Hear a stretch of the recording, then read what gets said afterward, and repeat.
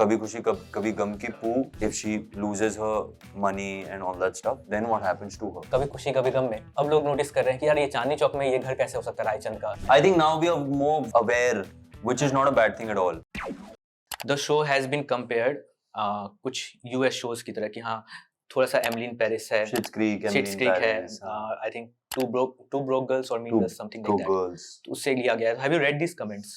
Yeah, I have, and I've watched these shows also. I haven't watched Two Broke Girls. I'm a huge fan of Emily in Paris and Schitt's Creek, but I feel like आज की date में इतना ज्यादा content है ना, तो आप कुछ भी देखोगे वो कहीं ना कहीं से कुछ ना कुछ रेफरेंस तो अननोइंगली नोइंगली आई जाएगी.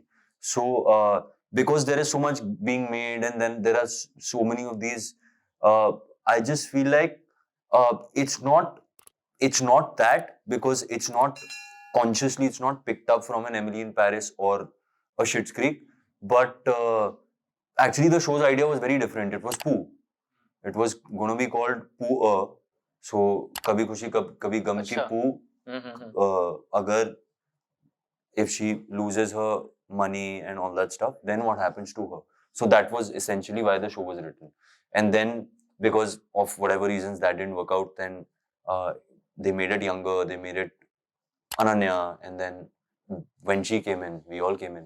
एक चीज मुझे ये भी लगती है, let me know your thoughts कि जो लोग कह रहे हैं कि हाँ फॉर एग्जांपल द राइटिंग की अनरिलेटेबल नहीं है and these things don't happen and everything, मुझे लगता है कहीं ना कहीं ये भी होता है कि जैसे for example Emily in Paris जब हम देखते हैं, ठीक है, तो it's a US based show, तो हम उसको एक एस्पिरेशनल शो की तरह देखते हैं कि अच्छा ये सब चीजें हो रही हैं, बट जब आप उसी शो को इंडियन सेटअप में, इंडियन प्रीमाइस में बनाते हो, वी स्टार्ट काइंड ऑफ कि हाँ कंपेयरिंग कि अच्छा रिलेटेबिलिटी ढूंढने लगते हैं हम.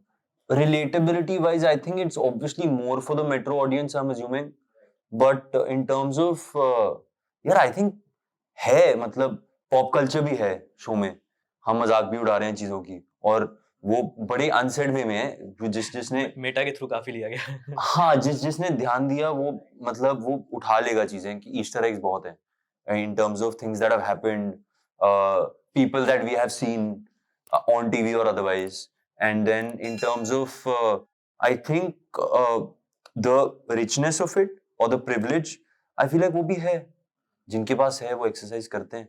मुझे लगता है अब लोग ये सब चीजें ज्यादा नोटिस भी करने लगे. फॉर एग्जांपल आई रिमेंबर कभी खुशी कभी गम में जो घर दिखाया गया था एवरीवन वाले कि अब लोग नोटिस कर रहे हैं कि यार ये चांदनी चौक में ये घर कैसे हो सकता है रायचंद का, जो अमिताभ बच्चन का घर दिखाया गया था. बट वो तो उस टाइम पे नो वन केयर्ड, उस टाइम पे सब everyone enjoyed. I think now we are more aware, which is not a bad thing at all, but I feel like aspirational cinema is also both kind of cinemas could coexist, the real one and the aspirational one, because real one हमें चाहिए सच्चाई देखने के लिए, aspirational one चाहिए हमें कि हम बेटर भी कर सकते हैं भाई. Thank you for watching this full clip, और मैं आपसे वादा करता हूं कि इसका फुल पॉडकास्ट भी देख के आपको काफी मजा आने वाला है.